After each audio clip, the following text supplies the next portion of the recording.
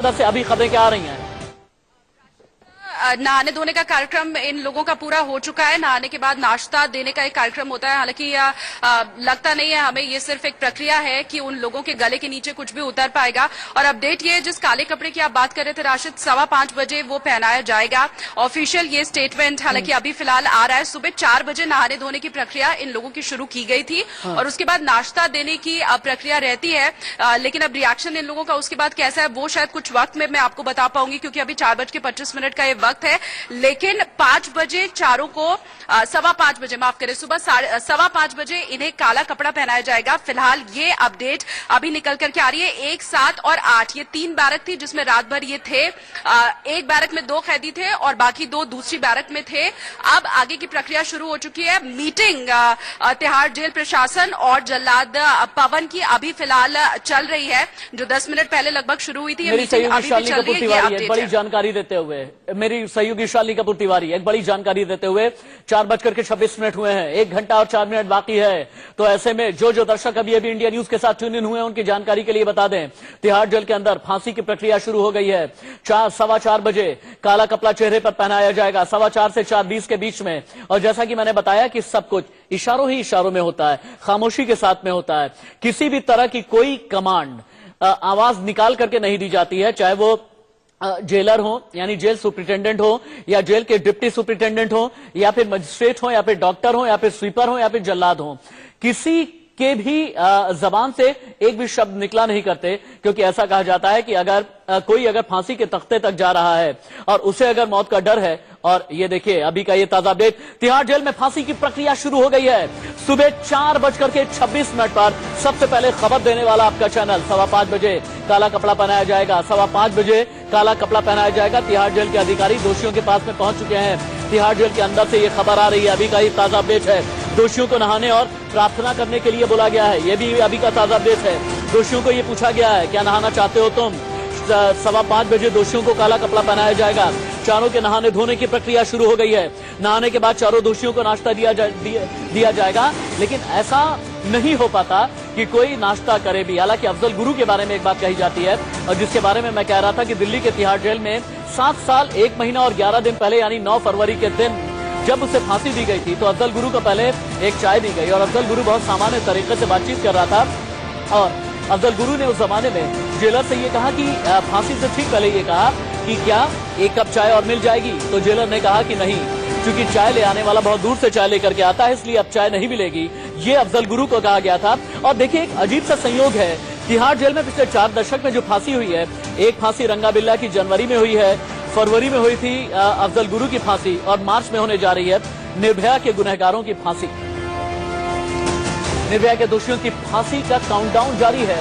2012 से देश के सीने पर जो कांटे नासूर की तरह चुभे, उसे निकालने का वक्त आ भी गया।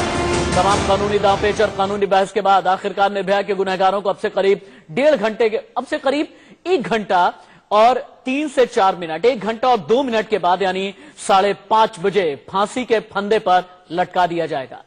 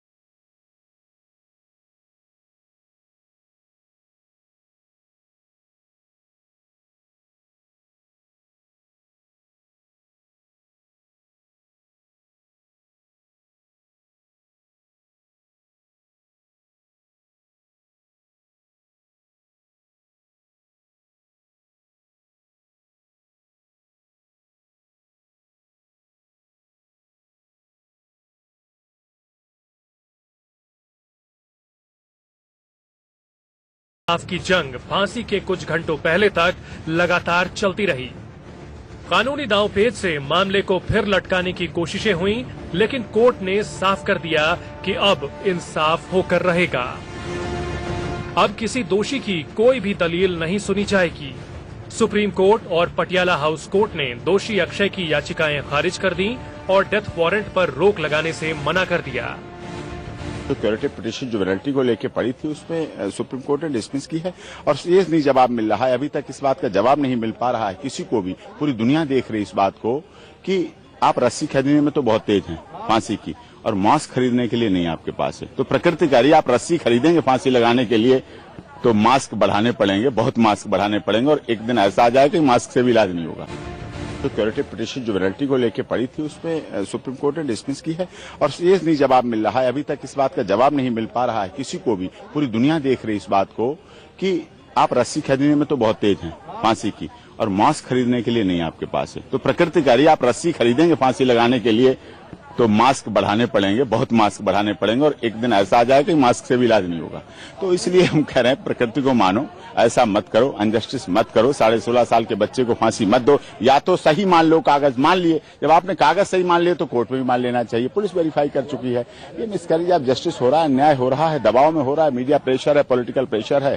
पवन की मर्जी पीछे खारिज हो गई थी, तभी चौथा डेथ वारंट जारी हुआ था। तो आज का डेट में उनकी कोई मर्जी बाकी नहीं है।